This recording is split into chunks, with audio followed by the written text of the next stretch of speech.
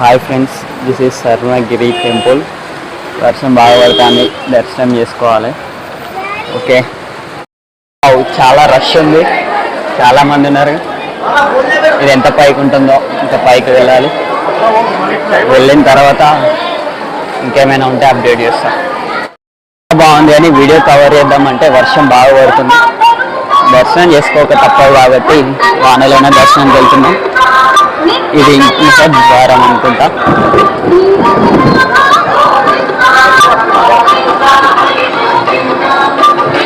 శిల్పాలు బాగా చెక్కారు, చాలా పెద్దగా ఉంది గుడి.